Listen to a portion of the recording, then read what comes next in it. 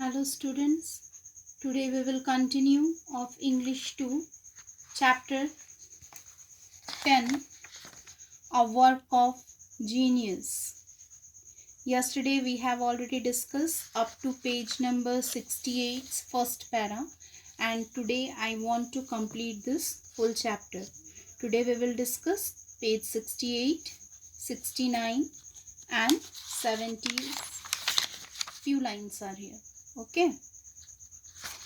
Now, first of all, see the tough words and the meaning. When you will read the paragraphs, you will get this tough words and their meaning I am explaining here. I have written already here, page number 68, 69 and 70.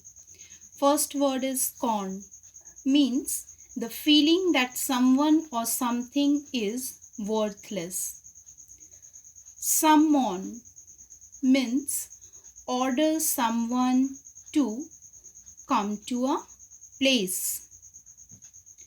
Trivial, not very important or serious. Insignificant, having little importance.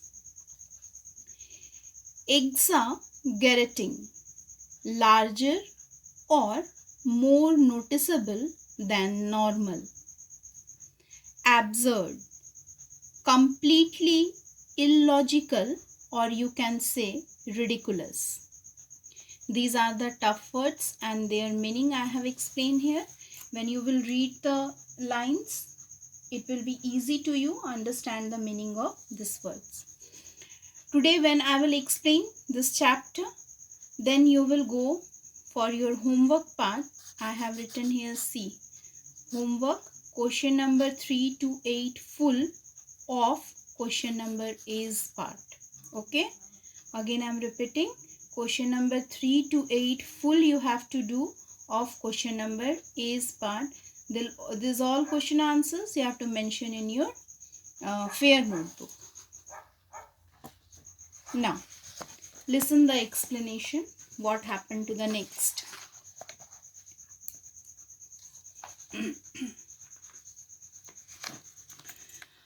The ruler was greatly pleased and told Sahasi to ask for anything in return as an award. Why the ruler is saying like that? Because the Sahasi give a game to the ruler, which is chess game, and it is made by Sahasi. So the ruler is very happy to see the game, and for that the ruler was greatly pleased and told Sahasi to ask for anything in return as an award. Sahasi bowed before the king and thanked him for this gesture. Sahasi, whose game pleased Raibhalit immensely, asked for a rather unusual reward. Sahasi stated that he wanted 1 grain of wheat to be placed in the first square, anywhere from, suppose this is the corner, he said the first square of the chess cloth, and then doubled on each succeeding square. If the first had 1, the second would have 2, the third would have 4, and like this 8 grains would be placed on the fourth.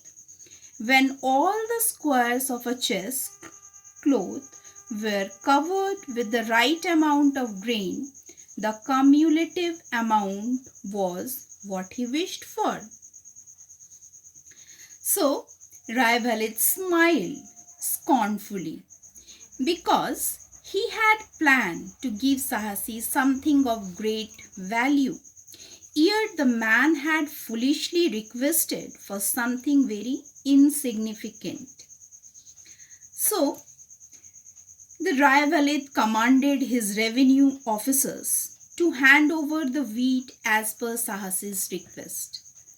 The officials began the calculation and soon came back running to their master and announced that it would not be possible to provide the required amount of wheat to Sahasi, as the entire country's store of grain would not suffices.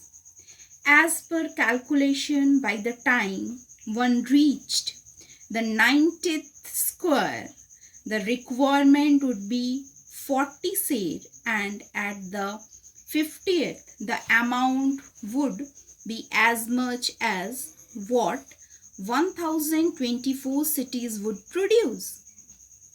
So, by the time one reached the 60th square, that amount of wheat would be an unimaginable quantity. The revenue official were certain that they would not be able to fulfill their master's command. So what happened here? So at last, the Raivalit realized this, and he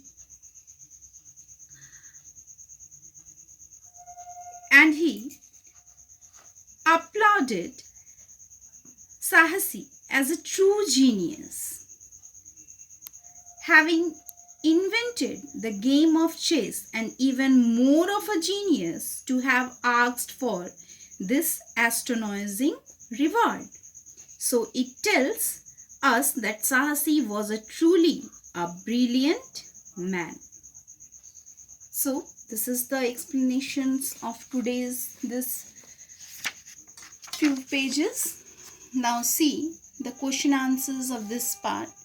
Today you have to attempt question number 3, 4, 5, 6, 7 and 8. Now I am showing you the answers of this. See here, answer number 3. What I have underlined in this book. Answer number 3 here. This is answer number 4. Answer number 5, 6, 7 and 8. Keep it in your mind. What I have underlined here, that part you have to mention.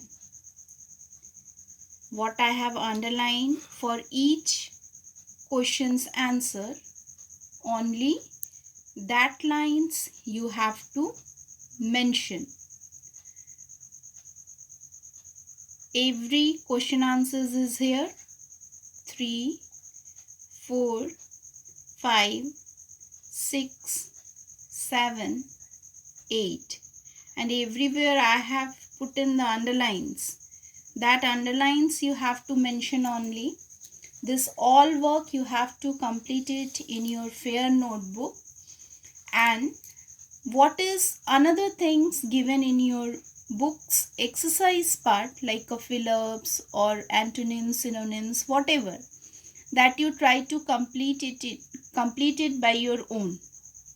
Don't depend upon me, because I am explaining the chapter. If you have a doubt, you have a put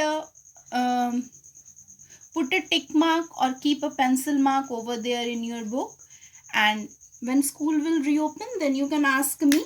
That time we will discuss, but don't depend fully upon me. So you will complete all this in your fair notebook. Next day we will start new chapter. Till then, bye.